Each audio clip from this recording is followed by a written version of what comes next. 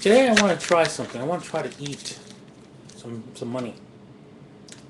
Mmm. Nah, doesn't taste so good. How about this? Ow. Oh, that's hard. Ah, that's gonna break my teeth. No, I can't eat any of this money here. This. Can't eat any of this. So obviously we don't eat money. We exchange it because it's valuable to somebody else right now. This is valuable to somebody else because they've gone into debt and they need it in order to pay off their debt. So that is why this is what gives this thing value is because somebody went into debt and they need it. Now this has value because there's an agreement between men that this is value. There's no force involved like this. This requires government force. This requires no force at all. Also, let's take a look at the history. Can you say that if you bury this and 6,000 years later, it'll still be worth $100 or worth anything? It will be worth nothing. Yeah, we're still digging up coins from 2,000, 3,000, 4,000 years ago.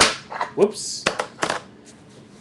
And they're still worth what they're worth to worth as much as they're worth back then.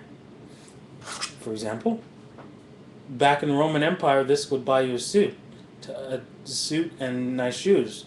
This will still buy you a suit and nice shoes.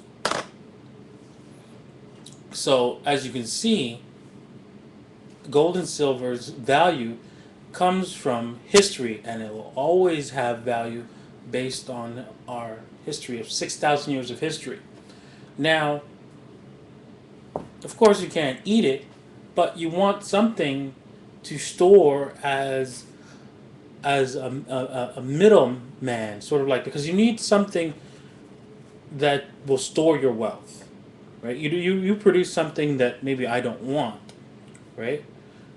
But you find somebody else that does want it, and you want something in return to store that wealth to give to me that I would want for that for exchange of something that I have.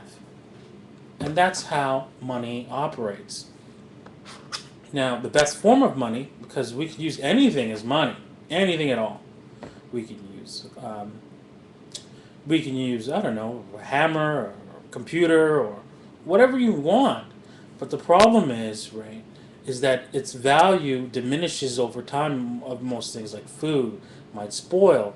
Um, Salt is plentiful, right? So we can't use that. Um, and I don't know, whatever you want to think of to use as money. There's issues with each item.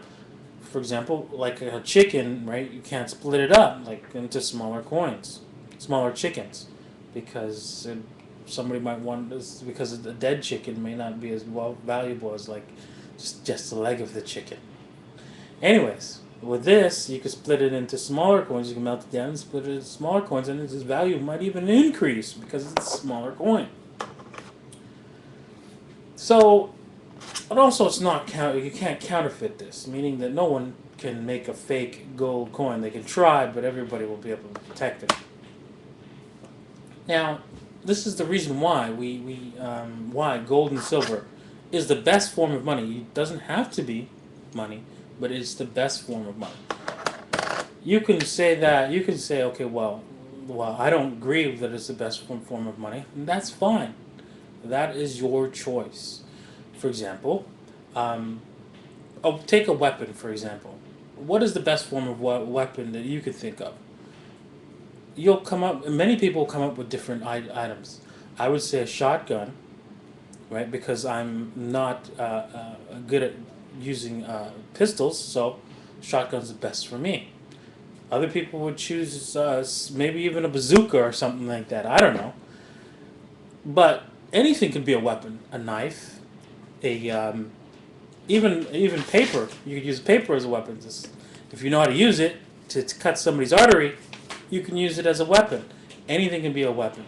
But the best form of weapons is up to you, the individual. And I've chosen the best form of money, which is gold and silver.